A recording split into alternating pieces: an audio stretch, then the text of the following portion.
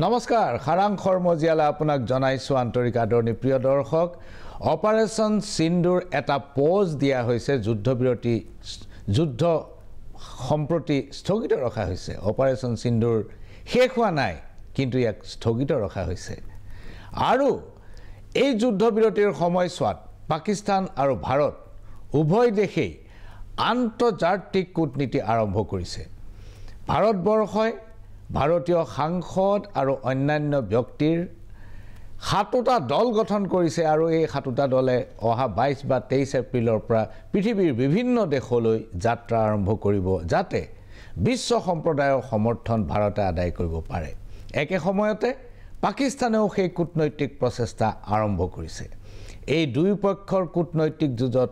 কোন জিকে হেয়া চাবলগীয়া হ'ব কিন্তু আটাইতকৈ গুৰুত্বপূৰ্ণ ভূমিকা হ'ব আমেৰিকাৰ কাৰণ আমেৰিকা এতিয়া আন জিকি নহওক পৃথিৱীৰ সৰ্বোচ্চ আৰু অতি শক্তিশালী দেশ বুলি সকলোতে পৰিচিত পৃথিৱী জুৰি পৰিচিত আৰু চীন এটা শক্তি যদিও চীনে আমেৰিকাৰ দৰে কূটনৈতিক সামৰিক আৰু অৰ্থনৈতিক বিজয় আহৰণ কৰিব পৰা নাই এনেকুৱা সময়ত পাকিস্তানৰ বাবে আমেৰিকাৰ সমৰ্থন অত্যন্ত গুৰুত্বপূৰ্ণ হৈ পৰিব একে সময়তে ভাৰতৰ বাবেও অত্যন্ত গুৰুত্বপূৰ্ণ হৈ পৰিব আমি চাম আজিৰ সাৰাংশত আমি চাম যে আমেৰিকাই এই কূটনৈতিক যুদ্ধখনত কাৰ পক্ষ লোৱাৰ সম্ভাৱনা আটাইতকৈ বেছি আৰু কিয় বেছি দুই নম্বৰ এই তিনদিনীয়া যি সংঘাত হ'ল ভাৰত আৰু পাকিস্তানৰ মাজত ইয়াৰ পৰা আমি কি পালো এই দুটা বিষয় আলোচনা কৰাই আমাৰ সাৰাংশৰ উদ্দেশ্য প্ৰথমতে আমি চাম যে ডোনাল্ড ট্ৰাম্প ৰাষ্ট্ৰপতি মাৰ্কিন যুক্তৰাষ্ট্ৰ তেওঁ কিয় এই যুদ্ধখনৰ মাজত সোমাই পৰিল আহক গ্ৰাফিক্সত দেখিব হঠাৎ মাৰ্কিন ৰাষ্ট্ৰপতি ডোনাল্ড ট্ৰাম্প এই যুদ্ধখনৰ মাজত কিয় সোমাই পৰিল ট্ৰাম্পে টুইটাৰ যোগে দাবী কৰিলে যে তেওঁ এই পাকিস্তান আৰু ভাৰতৰ মাজত মধ্যস্থতা কৰিছে আৰু তেওঁ অভিনন্দন জনালে দুইখন ৰাষ্ট্ৰৰ ৰাষ্ট্ৰপ্ৰধানক যে তেওঁলোকে পৰিপক্কতাৰ পৰিচয় দিছে আৰু যুদ্ধখন অন্ত পেলোৱাটোৱে তেওঁৰ আটাইতকৈ কাম্য কিন্তু 12 মেৰ দিনা প্ৰধানমন্ত্ৰী নৰেন্দ্ৰ মোদীয়ে দেশবাসীৰ প্ৰতি দিয়া ভাষণত তেওঁ স্পষ্ট কৰি দিলে যে কোনো তৃতীয় পক্ষৰ মধ্যস্থতাত এই ঘটনাটো হোৱা নাছিল অৰ্থাৎ যুদ্ধবিৰতিত কোনো তৃতীয় পক্ষৰ মধ্যস্থতা নাছিল বৰঞ্চ 10 মেৰ দিনা বিয়লি পাকিস্তানৰ ডাইৰেক্টৰ জেনেৰেল মিলিটাৰী অপাৰেশ্যনে ভাৰতৰ ডাইৰেক্টৰ জেনেৰেল মিলিটাৰী অপাৰেশ্যনৰ লগত যোগাযোগ স্থাপন কৰিলে আৰু যুদ্ধবিৰতিৰ বাবে আগ্ৰহ প্ৰকাশ কৰিলে আৰু যেহেতু পাকিস্তানৰ ফালৰ পৰা এই আহ্বানটো আহিল এতেকে ভাৰতে সেই যুদ্ধবিৰতিত সহায় দিলে অৰ্থাৎ ভাৰতে একপক্ষীয়ভাৱে অথবা কোনো তৃতীয় পক্ষৰ হেঁচাত যুদ্ধবিৰতি ঘোষণা কৰা নাছিল এই কথা স্পষ্ট কৰি দিলে এই কথাটো আকৌ মনত পেলাবৰ বাবে মই মোদীৰ প্ৰধানমন্ত্ৰী নৰেন্দ্ৰ মোদীৰ 12 মেৰ ভাষণটো আকৌ এবাৰ আপোনালোকক শুনাব খুজিছো কিয়দংশ 10 मई की दोपहर को पाकिस्तानी सेना ने हमारे डीजीएमओ को संपर्क किया तब तक हम आतंकवाद के इंफ्रास्ट्रक्चर को बड़े पैमाने पर तबाह कर चुके थे आतंकियों को मौत के घाट उतार दिया गया था पाकिस्तान के सीने में बसाए गए आतंक के अड्डों को हमने खंडहर बना दिया था इसलिए जब पाकिस्तान की तरफ से गुहार लगाई गई पाकिस्तान की तरफ से जब ये कहा गया कि उसकी ओर से आगे कोई आतंकी गतिविधि और सैन्य दुस्साहस नहीं दिखाया जाएगा तो भारत ने भी उस पर विचार किया সেয়া আছিল প্ৰধানমন্ত্ৰী নৰেন্দ্ৰ মোদীৰ 12 মেৰ ভাষণ আৰু তেওঁ কৈছে যে পাকিস্তানৰ ডিজিএমই ভাৰতৰ ডিজিএমৰ লগত সম্পৰ্ক স্থাপন কৰি যুদ্ধবিৰতিৰ প্ৰস্তাৱ দিলে আৰু সেইটো ভাৰতে বিবেচনা কৰিলে মোদীৰ এই ঘোষণাত গোটেই ভাষণটোত ট্ৰাম্পৰ নামো নাই আৰু তৃতীয় পক্ষৰ কোনো মধ্যস্থতাকাৰীৰ কোনো ইংগিত নাই যাৰ পিছতেই আহক গ্ৰাফিক্সত দেখিব যে ইয়াৰ পিছতে ট্ৰাম্পে সুৰ খলালে এটা সাক্ষাৎ প্ৰসংগত ট্ৰাম্পে ক'লে যে আসলতে তেওঁ মধ্যস্থতা কৰা নাছিল কিন্তু ভাৰত আৰু পাকিস্তান দুয়ো দেশ যাতে যুদ্ধবিৰতিত উপনীত হয় তাৰ বাবে তেওঁ সহায় কৰিছিল এই কথাটো ট্ৰাম্পে সাক্ষাৎকাৰত সাংবাদিকৰ সাক্ষাৎ প্ৰসংগত তেওঁ এইবাৰ সুৰ খলাই পেলাই কথাটো ক'লে আহক গ্ৰাফিক্সত দেখিব ইয়াৰ পিছত ট্ৰাম্পে কি কৰিছে ট্ৰাম্পে ভাৰতৰ বিৰুদ্ধে বহুত ঘটনা কৰিছে এক নম্বৰ কথাটো হ'ল গ্ৰাফিক্সত দেখিব যে ইয়াৰ পিছত ট্ৰাম্পে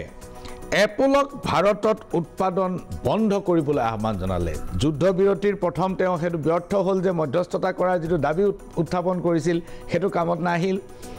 তাৰ পিছত তেওঁ সুৰ খলালে ইয়াৰ পিছত তেওঁ ভাৰতক কেনেবাকৈ এহেকা দিব পাৰি নেকি তাৰ চেষ্টা কৰাত লাগিল তেওঁ প্ৰথমতে এটা ভাষণত তাৰ পিছত দিয়া ভাষণত 12 মেৰ পিছত দিয়া ভাষণত তেওঁ এপল কোম্পানী যেটো আমাৰ আইফোন আইপ্যাডৰ নিৰ্মাতা এপল যেটো কম্পিউটাৰৰ নিৰ্মাতা ল্যাপটপৰ নিৰ্মাতা এই নিৰ্মাতা চীনৰ পৰা তেওঁলোকৰ উৎপাদন ব্যৱস্থা ভাৰতলৈ স্থানান্তৰ কৰিলে আৰু ভাৰতত এতিয়া ইমান এপল আইফোন উৎপাদন হয় যে আমেৰিকাত ব্যৱহৃত 60% এপল ফোনৰ উৎপাদন ভাৰতবৰ্ষত হয় ভাৰতবৰ্ষত ব্যৱহৃত 100% এপল ফোনৰ উৎপাদন আইফোনৰ উৎপাদন ভাৰতবৰ্ষত হয় তেওঁ ট্ৰাম্পে এপলৰ সিইও টিম কুকক আহ্বান জনালে যে ভাৰতত যে অতিৰিক্ত $500 বিলিয়ন ব্যয় কৰি এপলে যি নতুন উৎপাদন কেন্দ্ৰৰ প্ৰস্তাৱ দিছে আৰু বৰ্তমানৰ থকা উৎপাদন কেন্দ্ৰও তেওঁলোকে ভাৰতৰ পৰা মাৰ্কিন যুক্তৰাষ্ট্ৰলৈ লৈ যাব লাগে ভাৰতে এতিয়া এপল ফোনৰ সৰ্ববৃহৎ এক্সপোৰ্টাৰ ভাৰতবৰ্ষ আমি তাৰ বাবে বিপুল পৰিমাণৰ কৰ আমি সংগ্ৰহ কৰোঁ ট্ৰাম্পৰ উদ্দেশ্যটো হ'ল যেনে তেনে এপলকে ধৰি ইয়াত থকা মাৰ্কিন বিনিয়োগ সকলো নোহোৱা কৰিব লাগে আৰু সেইবোৰ আমেৰিকালৈ লৈ যাব লাগে কাৰণ তেওঁ ভাৰত শক্তিশালী অৰ্থনীতিত পৰিণত হোৱাটো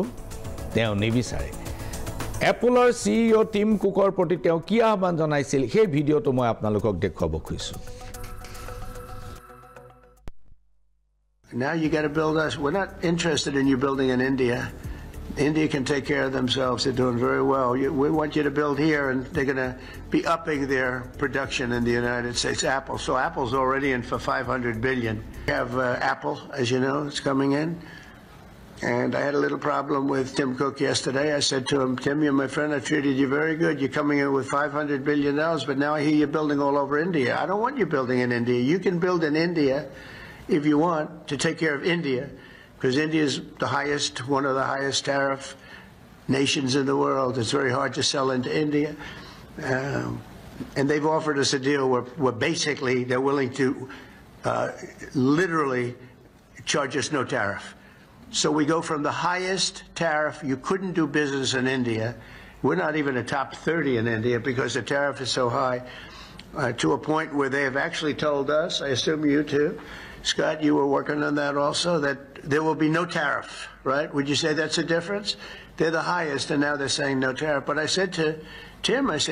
look, we've treated you really good. We put up with all the plants that you built in China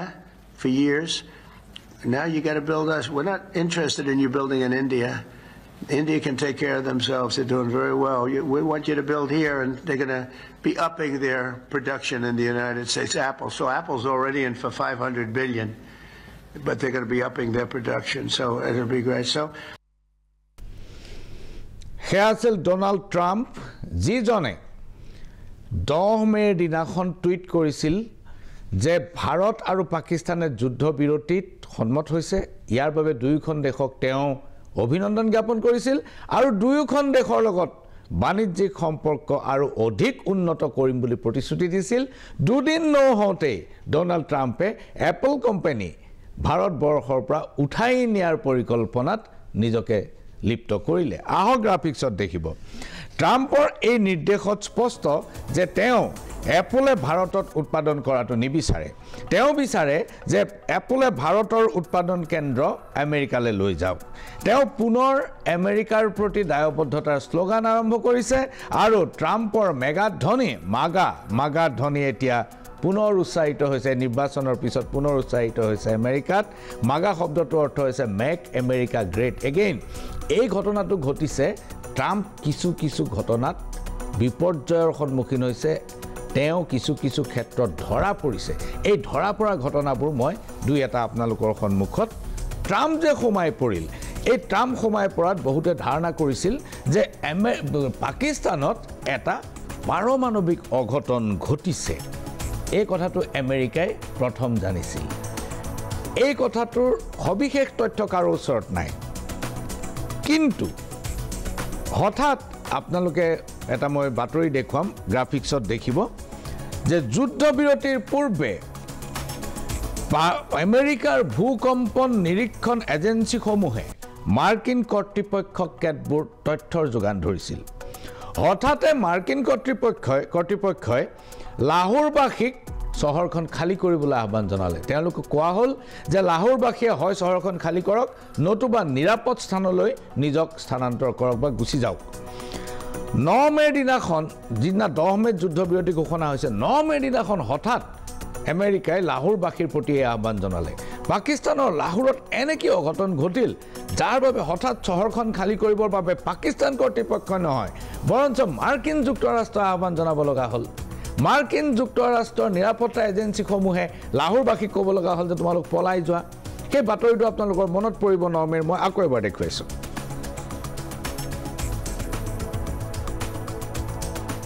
The United States of America has now issued an alert for Lahore, asking its citizens to leave or to seek shelter. Well, that is the US that is coming. There were already travel advisories since yesterday, but the latest coming in from the United States of America to its citizens in Pakistan, but specific Lahore, is leave the country or seek shelter. All of this, of course, there is going to be, a global retaliation, Gaurav. But having said that, India is not looking to escalate the crisis. India is not the aggressor here. But India will give it back proportionately every time Pakistan embarks on what clearly is a misadventure. But now you have the United States of America coming in, issuing an advisory, asking its citizens to leave Lahore or seek shelter. এইটো আছিল খুব গুৰুত্বপূৰ্ণ ঘোষণা ভাৰতে যেতিয়া প্ৰত্যাক্ৰমণ আৰম্ভ কৰিছিল তেতিয়াই ভাৰতে স্পষ্ট কৰি দিছিল যে আমি যুদ্ধ নিবিচাৰো আমাৰ গোটেই অপাৰেচনটো হ'ব এটা নিৰ্ধাৰিত অঞ্চলত সন্ত্ৰাসৰ কেতবোৰ ঘাটিত আৰু সঁচাকৈ ভাৰতবৰ্ষই সন্ত্ৰাসবাদীৰ 9টা গুৰুত্বপূৰ্ণ ঘাটিত সফলভাৱে আক্ৰমণ কৰিছিল তৎসত্ত্বেও 9 তাৰিখৰ দিনাখন হঠাৎ লাহোৰ চহৰখন কিয় খালী কৰিবৰ কাৰণে এডভাইজৰি বা নিৰ্দেশ বা আহ্বান জনোৱা হ'ল এই কথাটো ৰহস্যৰ আৱৰ্তলৈ আহি গ'ল বহুতে ভাবিছিল যে তাত কিবা এটা নিউক্লিয়াৰ অঘটন ঘটিছে আৰু সেই কাৰণে ডোনাল্ড ট্ৰাম্প 10 তাৰিখে মধ্যস্থতাকাৰী হিচাপে আবিৰ্ভাৱ হ'ল আহক গ্ৰাফিক্সত দেখিব যে নিউয়ৰ্ক টাইমছ বাতৰি কাকতে সকলো ৰহস্য ফাদিল কৰিলে পাকিস্তানৰ সাৰগোদা বিমান ঘাটিৰ সমীপত আছে বিশাল পাকিস্তানৰ আণৱিক ভাণ্ডাৰ তাত কিছুমান আণৱিক ব্যৱস্থা তেওঁলোকে ৰাখে পাকিস্তানৰ এই সাৰগোদা বিমান ঘাটিৰ অঞ্চলৰ কিৰানা পাহাৰৰ ভিতৰত আছে পাকিস্তানৰ আণৱিক ঘাটি এতিয়া এই আণৱিক ঘাটিটো তেওঁলোকে সদায় লুকুৱাই ৰাখিবলৈ চেষ্টা কৰে কাৰণ তাত কেইবাটাও ঘটনা আছে 1 নম্বৰ শত্ৰু আছে ভাৰত সেইটো সবেই জানে 2 নম্বৰ পাকিস্তানতে মাদ্ৰাসাত সোমাই থকা বহুত জেহাদী গোট আছে এটা দুটা নহয় প্ৰায় 45টাৰো অধিক জেহাদী গোট পাকিস্তানত আছে কেনেবাকৈ এই নিউক্লিয়াৰ অস্ত্ৰ ভাণ্ডাৰ তেওঁলোকৰ হাতলৈ পৰিব পাৰে বা কোনোবাই তেওঁলোকক দিব পাৰে এই কথাটো পাকিস্তানৰ সদায় ভয় আছে একে সময়তে সেই ভয় আমেৰিকাৰো আছে গতিকে পাকিস্তানৰ আণৱিক অস্ত্ৰ ভাণ্ডাৰৰ ওপৰত আমেৰিকাই সততে চকু ৰাখে এই কিৰানা পাহাৰৰ ভিতৰত থকা যিটো আণৱিক ভাণ্ডাৰ তাতেই ভাৰতৰ মিছাইল কেনেবাকৈ আক্ৰমণ তাত হৈছে বুলি আশংকা কৰা হৈছে ভাৰতে অস্বীকাৰ কৰিছে পাকিস্তানেও স্বীকাৰ কৰি লোৱা নাই কিন্তু আশংকা এটা চৰ্চা এটা হৈ আছে আৰু এই ঘটনাটো হ'বলৈ পাইছে এই কাৰণে যে যেতিয়াই 9 তাৰিখে এডভাইজৰীখন আহিল 9 মে দিনাখন মাৰ্কিন যুক্তৰাষ্ট্ৰৰ পৰা লাহোৰবাসীলৈ এডভাইজৰী আহিল যে আপোনালোকে লাহোৰ খালী কৰক লগে লগে আমেৰিকাৰ পৰা এখন বিশেষ বিমান গ'ল সেইখন হৈছে B350 এই বিমানখনত বহু কেইজন আণৱিক বিশেষজ্ঞ গ'ল আৰু এই বিমানখন এনেকুৱা যে আণৱিক বিকিৰণ অথবা আণৱিক বিস্ফোৰণৰ পৰা কেনেকৈ ৰক্ষা কৰিব পাৰি তাক কেনেকৈ প্ৰশমিত কৰিব পাৰি তাৰ সকলো বৈজ্ঞানিক কলা কৌশল এই বিমানখনতে আছে যিকোনো পৰমাণৱিক ধ্বংসলীলা যিকোনো সম্ভাৱ্য ধ্বংসলীলা প্ৰতিৰোধৰ বাবে ইয়াত অত্যাধুনিক ব্যৱস্থা আছে এই বিমানখনত তেতিয়াহ'লে এই বিমানখন হঠাৎ দুখন দেশৰ মাজত সংঘাত চলি থকা অৱস্থাত হঠাৎ পাকিস্তানৰ মাটিত কিয় অৱতৰণ কৰিব লগা হ'ল গোটেই পৃথিৱীয়ে আশংকা প্ৰকাশ কৰিলে যে পাকিস্তানত নিশ্চয় এটা পাৰমাণৱিক অঘটন ঘটিছে কৰবাত ভুলবশতঃ হলো কিবা এটা আক্ৰমণ হৈছে বা মিছাইল পৰিছে বা ড্ৰোন আক্ৰমণ কিবা এটা হৈছে এই কথাটো বিশ্বজুৰি চৰ্চা হ'ল আৰু তেতিয়াই যেতিয়া 10 মে দিনাখন পাকিস্তানৰ ফালৰ পৰা যেতিয়া যুদ্ধবিৰতিৰ প্ৰস্তাৱ আহিল তেতিয়াই সকলো মানুহে ধৰি ল'লে যে পাকিস্তানৰ এই ত্ৰাহি বাৰ্তাৰ নেপথ্যত এই পাৰমাণৱিক অঘটনটোই থাকিব সাৰগোদা বিমান ঘাটিৰ পৰা কিৰানা পাহাৰৰ দূৰত্ব বেছি নহয় সাৰগোদা বিমান ঘাটিত যিটো ধ্বংস হৈছে বা যিটো আক্ৰমণ হৈছে সেইটো ৰাতি হোৱা নাই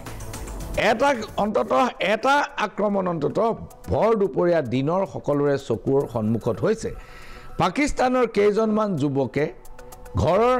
মুধচৰ ওপৰৰ পৰা এটা ভিডিঅ' কৰিছিল এই ভিডিঅ'টো মই আপোনালোকক দেখুৱাব খুজিছো वो ये सामने धमाका हुआ है इसमें हुआ है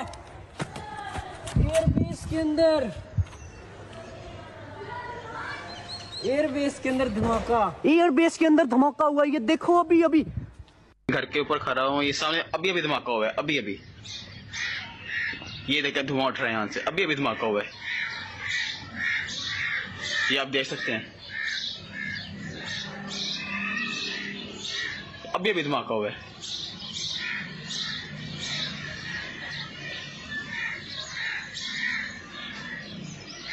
सरगोदा एयरबेस में পাকিস্তান এয়াৰফোৰ্সৰ অতি শক্তিশালী সামৰিক ঘাটি হৈছে সাৰগোদা এয়াৰবেস আৰু সাৰগোদা এয়াৰবেসৰ কাষতে আছে কিৰানা হিলছ য'ত আছে পাৰমাণৱিক অস্ত্ৰ ভাণ্ডাৰ সাৰগোদা বিমান বন্দৰৰ বা বিমান ঘাটিত এটা দুটা নহয় কেইবাটাও আক্ৰমণ হৈছে এইটো দিনৰ বেলা হৈছে দিনৰ বেলা মানুহ বহি থাকোতে হঠাৎ এই শব্দ শুনি পেলাই তেওঁলোকে মোবাইল লৈ এই ভিডিঅ' তুলিছে এই ঘটনাটো স্যাটেলাইটতো আহিছে যে সাৰগোদা বিমান ঘাটিত কেনেকৈ আক্ৰমণ কৰা হৈছিল আৰু কাষতে আছে কিৰানা হিলছ কিন্তু যেতিয়া সেনাবাহিনীৰ ডিজিএমৰ যেতিয়া প্ৰেছ ব্ৰিফিং হয় যেতিয়া সংবাদমেল তেওঁলোকে সম্বোধন কৰিলে তেতিয়া এয়াৰ মাৰ্শাল একে ভাৰতী তেওঁ ক'লে সাংবাদিকজনে সুধিছিলে যে কিৰানা হিলছত কিবা এটা অঘটন ঘটিছে নেকি কাৰণ কিৰানা হিলছত পাৰমাণৱিক অস্ত্ৰ আছে বুলি আমি জানো তেতিয়া একে ভাৰতীয়ে ক'লে যে খবৰটো দিয়াৰ বাবে ধন্যবাদ কিৰানা হিলছত যে পাৰমাণৱিক অস্ত্ৰ আছে আমি নাজানো এই যে বক্ৰক্তি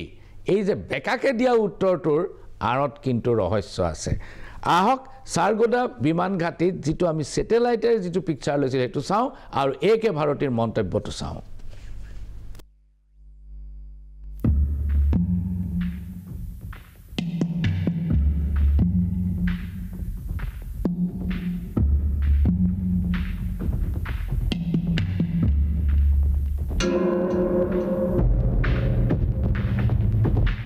Thank you for telling us that Kirana Hill houses some nuclear installation.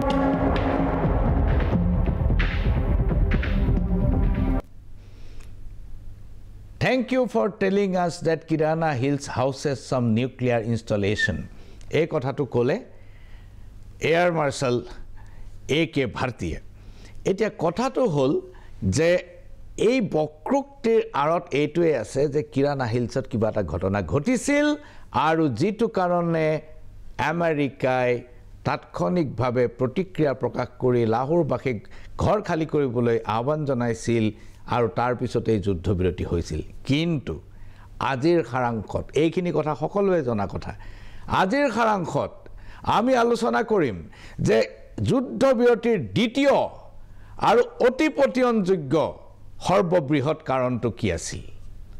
ইয়াত আছে ট্ৰাম্প পৰিয়ালৰ এটা ব্যৱসায়িক স্বাৰ্থ যিটো মই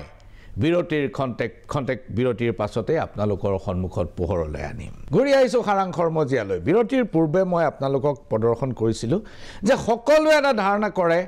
যে সাৰ্গোদা এয়াৰবেছত আক্ৰমণ কৰাৰ লগে লগে কিৰানা পাহাৰত এটা আক্ৰমণ সংঘটিত হৈছে যাৰ কাৰণে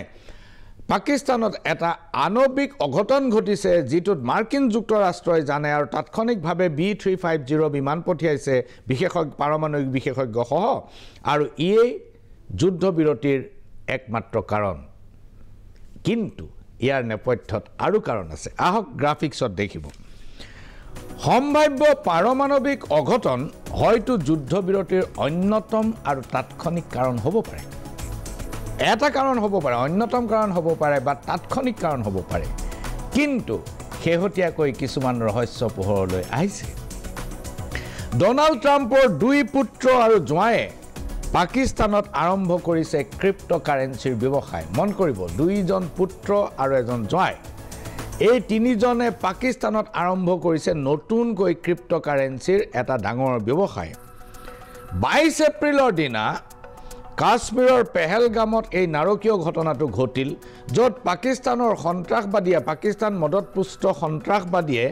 26 জনকৈ ভাৰতীয় মানুহক হত্যা কৰিলে 22 এপ্ৰিল তাৰিখে এই ঘটনাটো ঘটিল কিন্তু 22 এপ্ৰিলৰ পৰা ভাৰতে প্ৰত্যাক্ৰমণ আৰম্ভ কৰিছিল 7 মেত অৰ্থাৎ প্ৰায় 15 দিন পিছত গোটেই ঘটনাটো ঘটিছিল ভাৰতৰ প্ৰত্যাক্ৰমণৰ ভাৰতে বহুত সময় লৈছে ভাৰতে দীঘলীয়াকৈ বিশ্ব সম্প্ৰদায়ৰ লগত আলোচনা কৰিছে তাৎক্ষণিকভাৱে ভাৰতে প্ৰত্যাক্ৰমণ কৰা নাই 22 এপ্ৰিলৰ দিনা ঘটনাটো ঘটাৰ পিছত তাৎক্ষণিক প্ৰতিক্ৰিয়া আমেৰিকাৰ পৰা আহিল পাকিস্তানলৈ 4 দিন পাছত 26 এপ্ৰিলৰ দিনা হঠাতে আমেৰিকাৰ এটা দল ইছলামাবাদত উপস্থিত হ'ল আৰু এই দলটোত আছিল ট্ৰাম্পৰ অতি ঘনিষ্ঠ আৰু ব্যৱসায়িক পাৰ্টনাৰ জাফ্ৰি ফকমেন সেজ হেৰো আৰু ষ্টিভ উইটকফৰ নাম আপোনালোক বহুতে শুনিছে এইজন হৈছে এজন উইটকফ বুলি ট্ৰাম্পৰ চৰকাৰত ট্ৰাম্পৰ এজন সহযোগী আছে তেওঁৰ পুত্ৰ এই তিনিজন মানুহ জাফ্ৰি ফকমেন সেজ হেৰো আৰু ষ্টিভ উইটকফ তিনিওজন হঠাৎ গৈ 26 এপ্ৰিলৰ দিনা ইছলামাবাদত অৱতৰণ কৰিলে 22 এপ্ৰিলত পেহেলগাম 26 এপ্ৰিলত আমেৰিকাৰ দল ইছলামাবাদত তিনিওজন ব্যক্তিয়ে ট্ৰাম্পৰ লগত ব্যৱসায়িক আৰু ৰাজনৈতিকভাৱে অতি ঘনিষ্ঠ তেওঁলোক বিজনেছ পাৰ্টনাৰ ইনভেষ্টৰ আমেৰিকা যুক্তৰাষ্ট্ৰৰ এই দলটোক পাকিস্তানত কোনে আদৰণি জনালে তেওঁলোক ব্যৱসায়ী মানুহ ব্যৱসায় কৰিবলৈ গৈছে পাকিস্তানলৈ পেহেলগাম ঘটনাৰ পিছত তেওঁলোকক আদৰণি জনালে পাকিস্তানৰ ৰাষ্ট্ৰপ্ৰধান শাহবাজ শ্বৰীফ আৰু পাকিস্তানৰ মুখ্য সেনাধ্যক্ষ জেনেৰেল আসিম মুনিৰে এইটো খুব সিগনিফিকেন্ট আজিৰ তাৰিখত ভাৰতবৰ্ষত যদি আমেৰিকা ফ্ৰান্স বা ইংলেণ্ডৰ কোনোবা ব্যৱসায়ী প্ৰতিনিধি আহে তেনেহ'লে এয়াৰপোৰ্টত অথবা অন্য ঠাইত ভাৰতৰ প্ৰধানমন্ত্ৰীয়ে তেওঁলোকক আদৰণি জনাবনে অথবা সেই আদৰণি পৰ্বত ভাৰতৰ মুখ্য সেনাধ্যক্ষ বা chief of the defence staff উপস্থিত থাকিবনে কেতিয়াও নাথাকে কিন্তু পাকিস্তানত এইটো সম্ভৱ আৰু এই ঘটনাটো কৰিছে শাহবাজ শ্বৰীফ আৰু জেনেৰেল আসিম মুনিৰে কাক তেওঁলোকে আদৰণি জনালে ট্ৰাম্পৰ ঘনিষ্ঠ ব্যৱসায়িক সহযোগী গ্ৰাফিক্সত দেখিব মই পুনৰ কৈছো যে মাৰ্কিন যুক্তৰাষ্ট্ৰৰ এই তিনিজনীয়া দলটো ডনাল্ড ট্ৰাম্পৰ ব্যৱসায়িক সহযোগী এওঁলোকে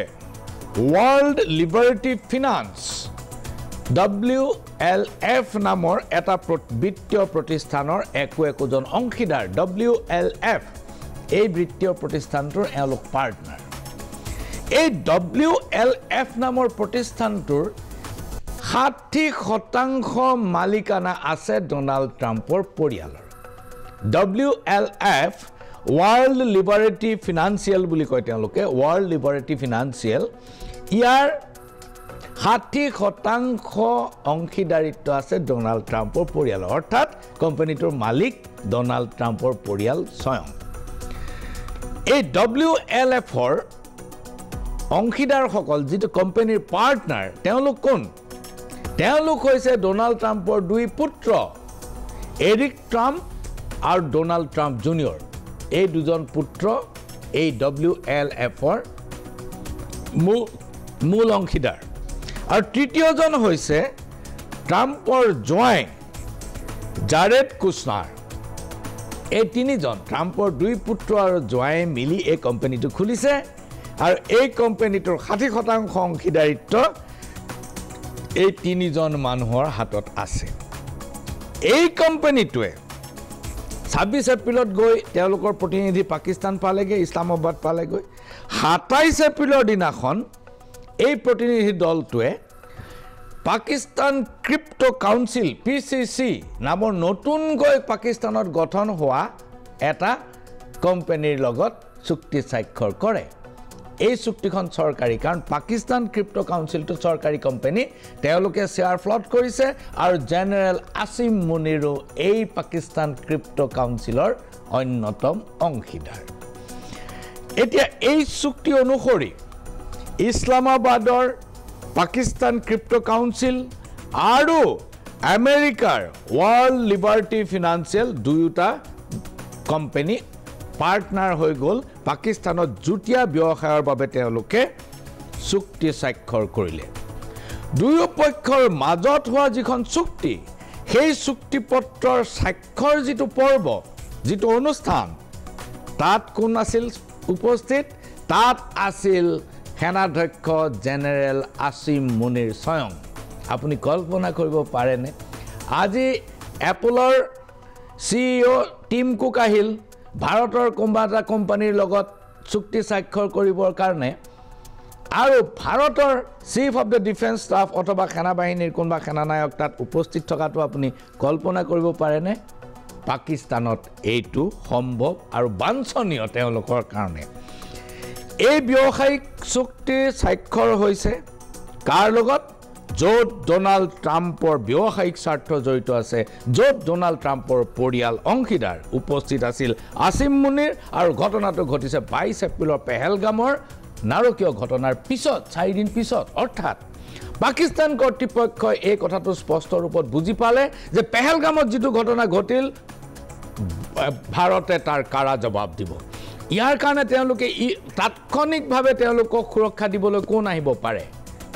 আমেৰিকাক তেওঁলোকে লগত লোৱাটো অত্যন্ত জৰুৰী তুৰস্কৰ অস্ত্ৰ শস্ত্ৰৰে তেওঁলোক সজ্জিত কিন্তু আমেৰিকা নহলে তেওঁলোকৰ নচলিব কাৰণ IMFৰ পৰা টকা আহিব লাগিব আৰু IMFৰ 17% আটাইতকৈ বেছি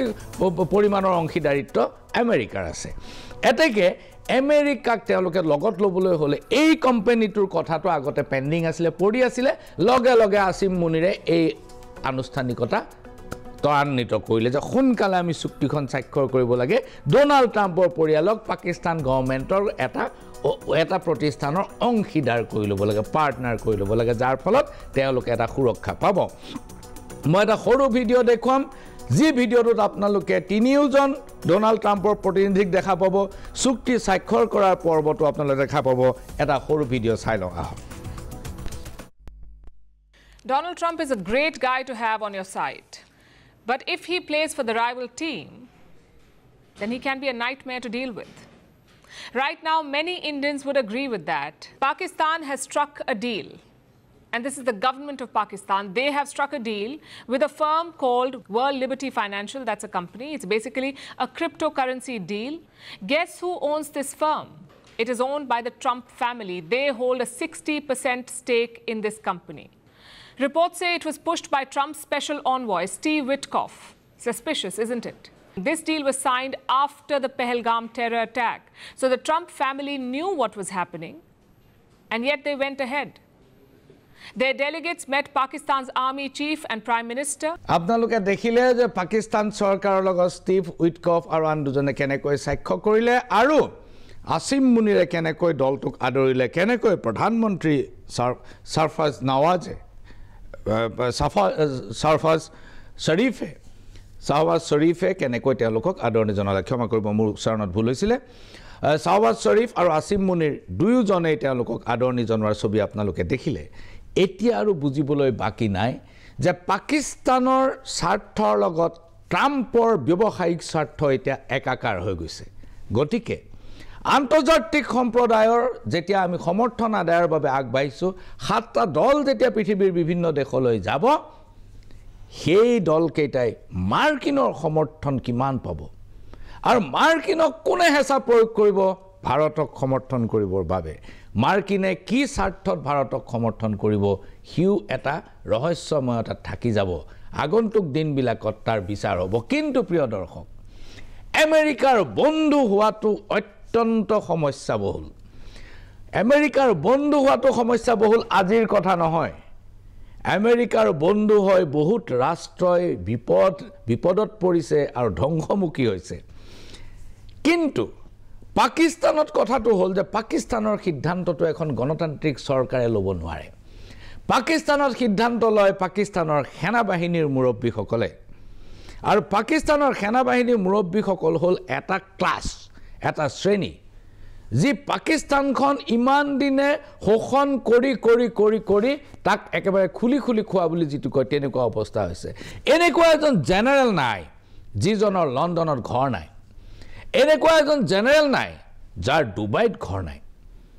আজি পাকিস্তানত চৰ্চা হৈছে যে কিয় ভাৰতবৰ্ষৰ মিছাইল আৰু ড্ৰোন আক্ৰমণ পাকিস্তানে প্ৰতিহত কৰিব নোৱাৰিলে যদিও পাকিস্তানৰ হাতত তুৰস্কই দিয়া সামৰিক অস্ত্ৰ আছিল যদিও চীনে দিয়া সামৰিক অস্ত্ৰ আছিল পাকিস্তানে কিয় প্ৰতিৰোধ কৰিব নোৱাৰিলে পাকিস্তানৰ জনসাধাৰণৰ মনত আজি চৰ্চা হৈছে যে পাকিস্তানৰ জেনেৰেলসকলে কিছুমান ইনফেৰিয়ৰ কিছুমান তৃতীয় শ্ৰেণীৰ অস্ত্ৰ কিনি কমিছনৰ লোভত এইবোৰ অপৰীক্ষিত ৰূপত জমা কৰিছে আৰু তেওঁলোকে কমিছন লৈ ডুবাই আৰু লণ্ডনত ঘৰ বনাইছে এই কথাটো আজি পাকিস্তানত চৰ্চাৰ বিষয় কিন্তু কোনো একো কৰিব নোৱাৰে কাৰণ পাকিস্তান নিয়ন্ত্ৰণ কৰে সেনাবাহিনীয়ে আৰবৰ দেশসমূহৰ এখন দেশৰ এজন প্ৰিন্স ৰাজকুমাৰে এখন সভাত এটা খুব ইন্টাৰেষ্টিং খুব আমোদজনক মন্তব্য কৰিছে তেওঁ কৈছে যে মই পাকিস্তান খুব ভাল পাওঁ কাৰণ পাকিস্তান এক ব্যতিক্ৰম সকলো দেশৰে একোটা সেনাবাহিনী আছে কিন্তু পাকিস্তান ব্যতিক্ৰম এই ক্ষেত্ৰত যে পাকিস্তানত সেনাৰ এখন দেশ আছে আহক সেই ভিডিঅটো চাই লওঁ I'm a big fan of Pakistan. I'm a big fan. I'm going there for my honeymoon. I'm joking. Every country has an army. Except Pakistan, the army has a country. I'm a big fan of Pakistan. I'm a big fan. I'm going there for my honeymoon. I'm joking. Every country has an army. Except Pakistan, the army has a country.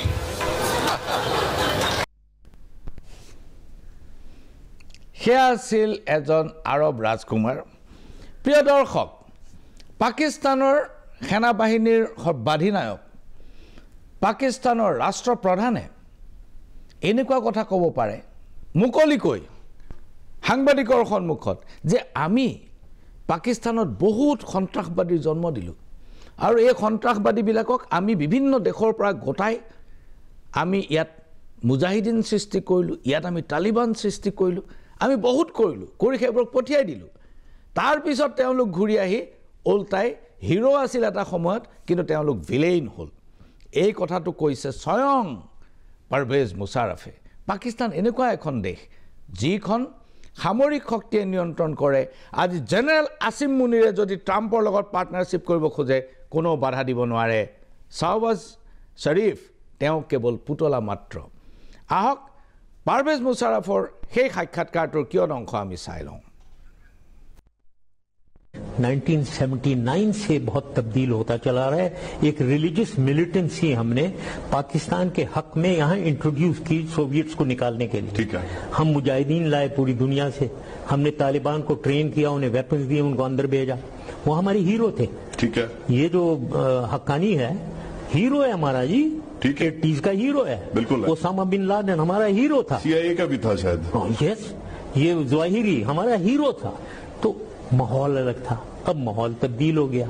अब वो hero जो है वो villain बन गए ठीक है अब आप 90s को लें कश्मीर की अब आप क्योंकि हाफिज सईद वगैरह की बात कर रहे हैं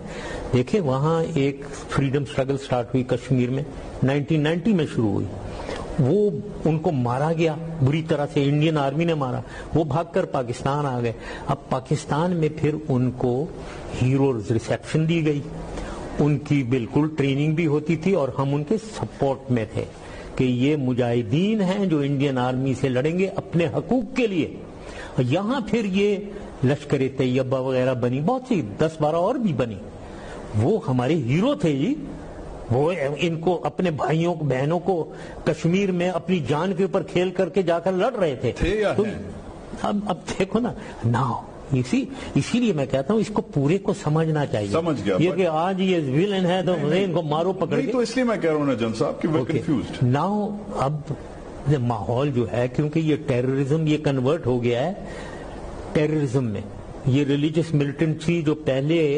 एक मुजाहिदीन एक्टिविटी एक पॉजिटिव उसका इम्पैक्ट नैरेटिव दुनिया में बदल गया अब वो दुनिया में बदल गया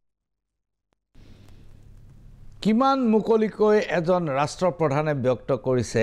এক নম্বৰ তালিবান মুজাহিদিন সববোৰ তেওঁলোকে সৃষ্টি কৰিছে আৰু আফগানিস্তানলৈ পঠাইছে ওসামা বিন লাদেন আৰু আল জাৱাহিৰি আমাৰ হিৰো যিকিজন আমেৰিকাৰ টুইন টাৱাৰৰ ধ্বংসৰ নেপথ্য নায়ক বুলি সকলোৱে জানে তেওঁলোকক দ্ব্যৰ্থহীনভাৱে হিৰো বুলি ঘোষণা কৰিছে পাকিস্তানৰ ৰাষ্ট্ৰপ্ৰধানে আৰু কাশ্মীৰত যি চলি আছে লস্কৰে তৈবাৰ জৈছে মহম্মদৰ যি সন্ত্ৰাস চলি আছে এইবিলাক যে তেওঁলোকেই ট্ৰেইন আপ কৰিছে এই কথাটো তেওঁ দ্ব্যৰ্থহীন দ্বিধাহীনভাৱে সকলোৰে সন্মুখত ব্যক্ত কৰিছে এয়া এখন দেশৰ ৰাষ্ট্ৰপ্ৰধানে কোৱা কথা যিখন দেশক আজি সন্ত্ৰাসবাদী ৰাষ্ট্ৰ বুলি ঘোষণা কৰিবলৈ ভাৰতে বাৰম্বাৰ অনুৰোধ জনাইছে বিশ্ব সম্প্ৰদায়ক কিন্তু বিশ্ব সম্প্ৰদায় নিৰ্বিকাৰ আৰু সেই বিশ্ব সম্প্ৰদায়ক আমি পুনৰ কূটনীতিৰে সন্মুখীন হ'বলৈ গৈ আছো 22 বা 23 তাৰিখে আমাৰ দলবোৰ যাব এইখিনিতে লৈছো ক্ষণিক সময়ৰ বাণিজ্যিক বিৰতি চাই থাকক আৰু ৰহস্য খোল খাব ঘূৰি আহিছো সাৰাংশৰ মজিয়ালৈ বিৰতিৰ পূৰ্বে মই আপোনালোকক দেখুৱাইছিলো যে পাকিস্তানে মাৰ্কিন সমৰ্থন লাভৰ বাবে ডোনাল্ড ট্ৰাম্পক পাৰ্টনাৰ কৰি লৈছে বিজনেছ পাৰ্টনাৰ আৰু এই কথাটো আসিম মুনিৰো ইয়াৰ অংশীদাৰ পাকিস্তানত সেনাবাহিনীয়ে যিটো বিচাৰে সেইটো কৰিবই লাগিব আৰু পাকিস্তানী সেনাবাহিনীয়ে এতিয়া আমেৰিকাক এখন নিকট বন্ধু ৰাষ্ট্ৰ হিচাপে ৰক্ষাকৰ্তা হিচাপে বিচাৰিছে আমেৰিকায়ো তাত সহায় নিদিয়াৰ কোনো যুক্তি এই মুহূৰ্তত নাই কিন্তু মাৰ্কিন পৰৰাষ্ট্ৰ সচিব তেওঁলোকে সেক্ৰেটাৰী অফ ষ্টেট বুলি কয় কিন্তু এটা বিদেশ মন্ত্ৰী হেনৰি কিচিঞ্জাৰ যি 73 চনৰ পৰা 77 চনলৈকে মাৰ্কিন পৰৰাষ্ট্ৰ সচিব আছিল হেনৰি কিচিঞ্জাৰে এটা কথা কৈছিল যে আমেৰিকাৰ শত্ৰু হোৱাটো বিপদজনক কিন্তু বন্ধু হোৱাটো ধ্বংস প্ৰাপ্তিৰ পথ মুকলি কৰি দিয়ে to be a friend is fatal তোমাৰ মৃত্যু অনিবাৰ্য যদি তুমি আমেৰিকাৰ বন্ধু হ'লা এই কথাটো এই শেহতীয়া ৰাছিয়া আৰু ইউক্ৰেইনৰ যুদ্ধৰ সময়ত মাৰ্কিন বিখ্যাত মাৰ্কিন অৰ্থনীতিবিদ আপোনালোকে বহুতেই নাম শুনিছে জেফ্ৰি সাক্স তেখেতে ইউক্ৰেইন চৰকাৰৰ প্ৰতি আহ্বান জনাই কৈছিল যে তোমালোকে আমেৰিকাৰ কাষ নাচাপিবা নাটোৰ কাষ চাপিবলৈ তোমালোকৰ দৰকাৰ নাই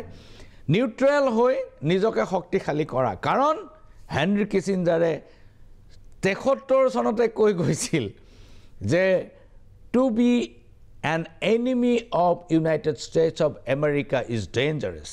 but to be a friend is fatal ahok Jeffrey সাক্সৰ সেই কথাখিনি আমি এবাৰ শুনি লওঁ I begged the Ukrainians, and I had a track record with the Ukrainians. I advised the Ukrainians. I'm not anti-Ukrainian, I'm pro-Ukrainian completely. I said, save your lives, save your sovereignty, save your territory, be neutral. Don't listen to the Americans. I repeated to them the famous adage of Henry Kissinger, that to be an enemy of the United States is dangerous, but to be a friend is fatal. Okay, so let me repeat that for Europe. To be an enemy of the United States is dangerous, but to be a friend is fatal. Henry কিচিঞ্জাৰৰ এই সতৰ্কবাণী পাকিস্তানে এতিয়াও বুজিবলৈ বাকী আৰু সেইকাৰণে business partner কৰি লৈছে ডোনাল্ড ট্ৰাম্পক ব্যৱসায় কোনফালে যায় অহা আহিব লগা দিনবিলাকত আমি দেখিবলৈ নিশ্চয় পাম প্ৰিয় দৰ্শক হাৰাংখত এইবাৰ মই আহিব খুজিছোঁ যে 3 দিনীয়া এই যুদ্ধখনে আমাক কি শিকালে আৰু আমি কি পালোঁ দুটা কথা এই যুদ্ধখনৰ পৰা স্পষ্ট হৈ পৰিল এটা কথা হ'ল যে আমাৰ যিবোৰ ঘৰুৱাভাৱে নিৰ্মিত অস্ত্ৰ যিবোৰ মাৰণাস্ত্ৰ আৰ্টিলাৰী এইবোৰৰ পৰীক্ষাৰ সুযোগ কাৰ্যকৰী পৰীক্ষাৰ সুযোগ আমি পালোঁ এই 3 দিনীয়া যুদ্ধত আমি সফলভাৱে এই মাৰণাস্ত্ৰসমূহ নিক্ষেপ কৰিলোঁ শত্ৰুৰ ঘাটিত নিৰ্ভুলভাৱে এইবিলাকে আক্ৰমণ কৰিবলৈ সক্ষম হ'ল এইটোৱে ভাৰতৰ আত্মবিশ্বাস আৰু বহুগুণে বঢ়াই তুলিলে আমাৰ ঘৰুৱা আমাৰ নিজে বনোৱা আমাৰ কোনো ইম্পৰ্ট কৰা বা আমদানি কৰা নহয় আমি নিজে উৎপাদন কৰা মাৰণাস্ত্ৰৰে পাকিস্তানক সীমাতে ৰাখিলোঁ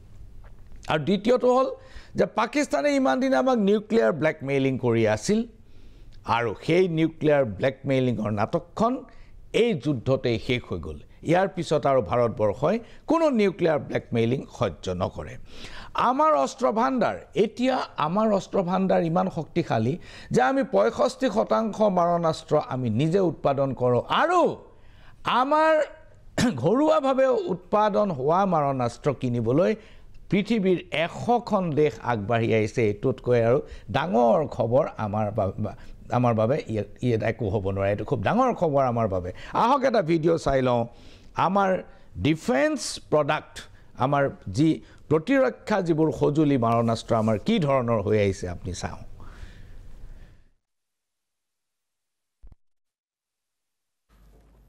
Now let's talk about India's defense industry. It has reason to celebrate. India's defense production is breaking records. Last year, India produced arms and equipment worth over $14 billion. That's a new record. According to the Defense Ministry, India now builds 65% of its weapons. These range from warships to fighter jets and missiles. Plus, India's defense exports are surging. The government says India supplies equipment to over 100 countries.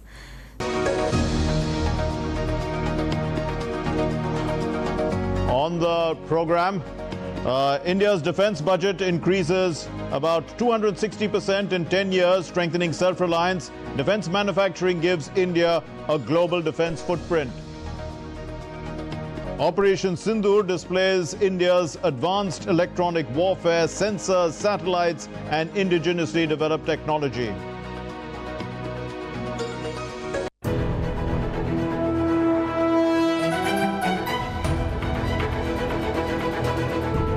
Operation Sindoor wasn't just a precision strike. It was a bold statement of India's defense self-reliance. For the first time, indigenous missiles, drones and air defense systems worked in sync to defend and strike with deadly accuracy. ভাৰতৰ ব্ৰহ্মোছ আকাশ আদি মিছাইলবিলাকে একেবাৰে নিৰ্ভুলভাৱে শত্ৰুৰ ঘাটিত আক্ৰমণ কৰিবলৈ সক্ষম হৈছে এইটো এটা খুব গুৰুত্বপূৰ্ণ পৰ্যায়ত আমি উপনীত হৈছোঁ আৰু এটা ভিডিঅ' চাই লোৱা হওক ইণ্ডিজিনিয়াছ ডিফেন্স প্ৰডাক্ট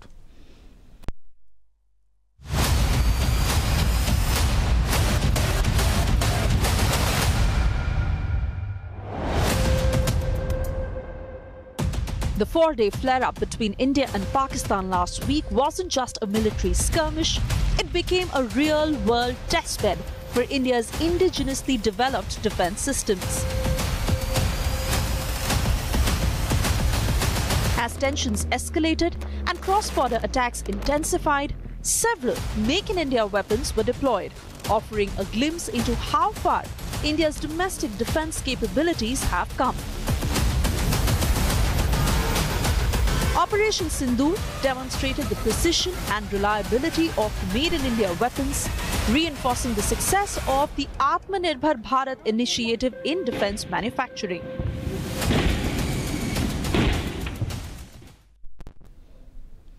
শুনি আচৰিত হ'ব যে পাকিস্তানৰ সন্ত্ৰাসবাদীৰ ঘাটি বাহাৱালপুৰ আৰু মুৰিদকে এই দুখন ঠাইত আক্ৰমণ কৰিবলৈ যিবোৰ মিছাইল নিক্ষেপ কৰা হৈছিল সেই মিছাইলবোৰ সেই নিৰ্দিষ্ট লক্ষ্যৰ পৰা 250 পৰা 300 কিলোমিটাৰ দূৰৰ পৰা নিক্ষেপ কৰা হৈছিল আৰু এইবোৰে নিৰ্ভুল লক্ষ্যত আঘাত কৰিছিল এইটোৱেই বৰ ডাঙৰ সাফল্য আমাৰ নিজৰ মিছাইল আমি নিজে ভাৰতবৰ্ষই নিজে তৈয়াৰ কৰা মিছাইল মই এটা আৰু দেখুৱাব খুজিছো পিনাকা আমাৰ পিনাক যে সদাশিৱৰ হাতত থকা পিনাক অস্ত্ৰ এই পিনাকা নামৰ মিছাইলটো আমি আৰম্ভ কৰিছিলো আৰু এতিয়া আমি তাক পৰীক্ষা কৰিছো আৰু পাকিস্তানৰ বিৰুদ্ধে ব্যৱহাৰ কৰিছো পিনাকাৰ এটা সৰু ভিডিও आज के इस एपिसोड में हम भारत के एक ऐसे वेपन सिस्टम के बारे में बात करेंगे जिसकी फायर पावर भारत के दुश्मनों की नींद उड़ाने में पूरी तरह से सक्षम है और यह वेपन सिस्टम भारत की स्वदेशी डिफेंस कैपेबिलिटीज का एक शानदार उदाहरण भी है। बाकी वीडियो के टाइटल से तो आपको समझ में आ ही गया होगा, हम बात कर रहे हैं भारत के अपने स्वदेशी Pinaka multi barrel rocket system की और जिसका नाम भगवान शिव के दिव्य धनुष पिनाक से प्रेरित है। तो चलिए जानते हैं भारत के स्वदेशी हथियार से जुड़ी कुछ खास बातें। Pinaka weapon system advance artillery rocket systems की कैटेगरी में आने वाला हथियार है और इसके डेवलपमेंट की शुरुआत हुई थी 1986 से, जब भारतीय रक्षा मंत्रालय ने आर्मी की लॉन्ग रेंज आर्टिलरी सिस्टम्स की रिक्वायरमेंट को पूरा करने के लिए 26.47 करोड़ रुपीस का बजट पास किया था। और भारत की सीमाओं पर बढ़ते हुए खतरे और गोलाबारी के जोखिमों ने एक ऐसे पावरफुल वेपन सिस्टम की आवश्यकता को जन्म दिया जो कि सीमाओं पर दुश्मनों के ठिकानों को दूर से ही नष्ट करने में सक्षम हो। और उस समय इस आवश्यकता को पूरा करने के लिए इंडियन आर्मी के पास जो अधिकतर आर्टिलरी सिस्टम्स थे तो उनमें से अधिकतर या तो पुरानी टेक्नोलॉजी पर आधारित थे या फिर वो अधिकतर इंपोर्ट पर निर्भर थे और इन्हीं सब अलग अलग कारण के चलते एक स्वदेशी शक्तिशाली और तेजी से तैनात किए जा सकने वाले एक रॉकेट सिस्टम की जरूरत महसूस हुई। और फिर इस आवश्यकता को पूरा करने के लिए DRDO लैब ARDE यानी कि armament research and development establishment ने इस Pinaka multi barrel rocket launcher system पर काम शुरू किया। और आप कह सकते हैं कि पिनाक सिस्टम के विकास की जो कहानी है वो 1980 के दशक के अंत और 1990 के दशक की शुरुआत में हुई थी। और शुरुआत में पहले इस सिस्टम को केवल आर्टिलरी के सपोर्ट के लिए ही तैनात किया जाने वाला था, लेकिन फिर इंडियन आर्मी के रिक्वायरमेंट्स को देखते हुए इसमें अपग्रेड लाए गए और फिर इस वेपन सिस्टम का जो पहला सफल परीक्षण था वो 1995 में हुआ। और 1995 के बाद से फिर ये पिनाका रॉकेट्स कई अलग अलग टफ टेस्ट से भी गुजरा। और जबकि डेवलपमेंटल ट्रायल्स पूरे होने के बाद इंडियन आर्मी के द्वारा जो इसके यूजर ट्रायल्स हैं वो 1999 की शुरुआत में शुरू किए गए थे, यानी कि जनवरी-फरवरी के महीने से। और 1999 वही साल है जब भारत और पाकिस्तान के बीच कारगिल युद्ध छिड़ा था।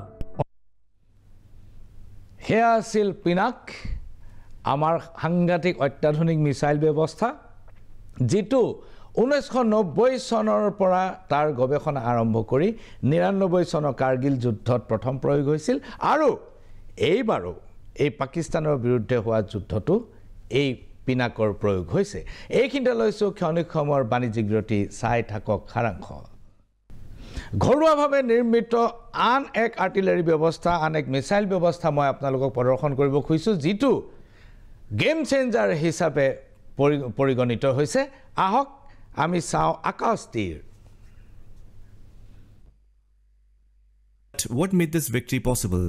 If we had to sum it up in just one word, it would be Akash Tir. Never heard of it before, right? You're not alone. Even the world's top defense experts didn't see it coming. But now the world is trying to catch up. So what is Akash Tir? Imagine a system that can detect incoming threats from the sky like drones, missiles, fighter jets and respond instantly without even waiting for human input. Yes, zero human delay. And the best part? It is 100% made in India. No foreign chips, no dependency on the US, Russia, Israel or anyone. Built by DRDO, Bell and ISRO. This is India's own AI-powered air defense system.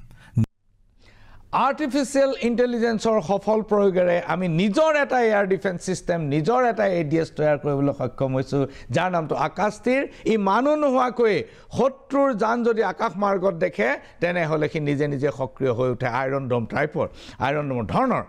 প্ৰিয় দৰ্শক সেয়া আছিল আমাৰ নিজৰ ঘৰুৱাভাৱে নিৰ্মিত অস্ত্ৰ শক্তিৰ কিয়দংশ অকণমান এটা আভাস মই দিছোঁ অপাৰেশ্যন সিন্দুৰৰ দ্বিতীয়টো টেকএৱে হৈছে আমি নিউক্লিয়াৰ ব্লেকমেইলিং অধ্যায়টোৰ পৰা আমি বাহিৰলৈ গুচি আহিলোঁ নিউক্লিয়াৰ ব্লেকমেইলিং পাকিস্তানে আজি নহয় 1965 চনত যি সময়ত পাকিস্তানৰ হাতত এটম বোমা নাছিল আণৱিক শক্তি নাছিল সেই সময়তো আমাক নিউক্লিয়াৰ ব্লেকমেইল কৰিছিল আৰু এই কথাটো তদানীন্তন প্ৰধানমন্ত্ৰী লাল বাহাদুৰ শাস্ত্ৰীৰ বক্তব্যত স্পষ্ট 65 চনত পাকিস্তানৰ লগত এখন যুদ্ধ হৈছিল যি যুদ্ধত আমাৰ বিখ্যাত ধ্বনি জয় জৱান জয় কিষাণ এইটো লাল বাহাদুৰ শাস্ত্ৰীয়ে কইন কৰা এটা ধ্বনি আছিল আৰু এই 65 চনত সামৰিক বাহিনীৰ প্ৰতি দিয়া ভাষণত লাল বাহাদুৰ শাস্ত্ৰীয়ে কৈছিল যে তেওঁলোকে এটম বোমাৰ ভয় দেখুৱাই এটম বোমা আমি ভয় নকৰোঁ অৰ্থাৎ 65 চনতে পাকিস্তানে এটম বোমাৰ কথা কৈছিল যদিও তেওঁলোকৰ হাতত এটম বোমা নাছিল পাৰমাণৱিক শক্তি নাছিল লাল বাহাদুৰ শাস্ত্ৰী সেই ভাষণটোৰ প্ৰথম অংশতে এইখিনি কথা আছে আপোনালোকে অলপ মন দি শুনিব तलवार की नोक पर या एटम बॉम्ब के डर से कोई हमारे देश को झुकाना चाहे दबाना चाहे ये देश हमारा दबने वाला नहीं तलवार की नोक पर या एटम बॉम्ब के डर से कोई हमारे देश को झुकाना चाहे दबाना चाहे ये देश हमारा दबने वाला नहीं हाथत आणविक शक्ति नथकाकैও পাকিস্তানে তেতিয়াৰ পৰা পাৰমাণৱিক ব্লেকমেইলিং আমাক কৰি আছিল আৰু সেই অধ্যায়টোৰ পৰা আমি বাহিৰলৈ ওলাই আহিলোঁ সৌখিনালৈকে মোদীয়ে প্ৰধানমন্ত্ৰী নৰেন্দ্ৰ মোদীয়ে ঘোষণা কৰাৰ প্ৰাক মুহূৰ্তত জেনেৰেল ৰাণা প্ৰতাপ কলিতা মোৰ লগত ষ্টুডিঅ'ত আছিল আৰু তেখেতেও এই প্ৰসংগটো উপস্থাপন কৰিছিল কিদৰে আমি এবাৰ চাই লওঁ পাকিস্তানে যেতিয়া দেখিলে আমাৰ ভাৰতৰ লগত সামৰিক শক্তিক তেওঁলোকে মোকাবিলা কৰিব নোৱাৰে মানে কনভেনচনেল যেটো ৱাৰ স্পেচ আমি যেটো যুদ্ধৰ প্ৰক্ৰিয়া চাওঁ তাত বেলেগ বেলেগ ধৰণৰ এস্কেলেশন লেডাৰ এটা আছে আৰু মানে নেচাৰ অফ ৱাৰফেয়াৰটো চাব হলে সাব কনভেনচনেল ৱাৰফেয়াৰ বা হাইব্ৰিড ৱাৰফেয়াৰ বুলি কয় বা সন্ত্ৰাসবাদী ৱাৰফেয়াৰ যেটো হেতু তাত সন্মিলিত হেতুক যেটো কয় হেতু সকলোতকে তলত থাকে তাৰ পিছত আপোনাৰ কনভেনচনেল ৱাৰফেয়াৰ আৰু তাৰ পিছত আপোনাৰ নিউক্লিয়াৰ ৱাৰফেয়াৰ কাৰণ নিউক্লিয়াৰ ৱাৰফেয়াৰ হলে সকলোবোৰ শেষ হেতুত মানে আল্টিমেট তেনেকুৱা ধৰণৰ কনভেনচনেল ৱাৰফেয়াৰৰ মাজতো এস্কেলেটৰী লেডাৰ আছে অলপমান যেটো আমি এতিয়া এই লাষ্ট 5 দিনতো দেখিবলৈ পাইছিলোঁ গতিকে পাকিস্তান আৰ্মিয়ে নিজৰ মাজত এটা ডিসাইড কৰি লৈছিলে তেওঁলোকৰ ষ্ট্ৰেংথটো হ'ল সাব কনভেনচনেল সন্ত্ৰাসবাদীৰ আক্ৰমণ আৰু নিউক্লিয়াৰ ব্লেকমেইল আৰু আমাৰ যেটো স্পেচ যত আমাৰ সুপেৰিয়ৰিটি আছে সেইটো হ'ল আমাৰ কনভেনচনেল ৱাৰফেয়াৰ সেই স্পেচটো তেওঁলোকে নিউক্লিয়াৰ ব্লেকমেইল কৰি পেলাই আমাক দবাই ৰাখিব খোজে সেইটো তেওঁলোকৰ উদ্দেশ্য হে আছিল general Rana Pratap Kalita sub conventional অৰ্থাৎ সন্ত্ৰাসবাদীৰ যুদ্ধ সন্ত্ৰাসবাদীৰ দ্বাৰা সন্ত্ৰাস সৃষ্টি কৰা আৰু নিউক্লিয়াৰ ব্লেকমেইল এই দুটাই পাকিস্তানৰ প্ৰধান অস্ত্ৰ আমি সন্ত্ৰাসবাদীৰ জবাব আমি দিলু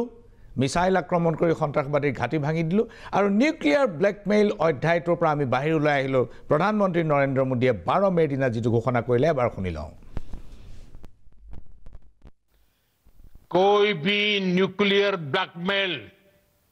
भारत नहीं सहेगा कोई भी न्यूक्लियर ब्लैकमेल भारत नहीं सहेगा 65 চনৰ পৰা 2025 পৰ্যন্ত পাকিস্তানে আমাক নিউক্লিয়াৰ ব্লেকমেইল কৰি আহিছে আৰু সেই নিউক্লিয়াৰ ব্লেকমেইল অধ্যায়টোৰ পৰা আমি বাহিৰলৈ ওলাই অহাটোত অপাৰেশ্যন সিন্দুৰৰ অন্যতম সফলতা এই দুটা টেকএৱে মই আপোনালোকৰ সন্মুখত উপস্থাপন কৰিলো ভৱিষ্যতৰ দিনবিলাকত আৰু কিবা যদি আমাৰ সফলতা আছে মই ব্যক্ত কৰিবলৈ পালে অত্যন্ত আনন্দিত হ'ম সাৰাংশ ইমানতে সামৰিছো নমস্কাৰ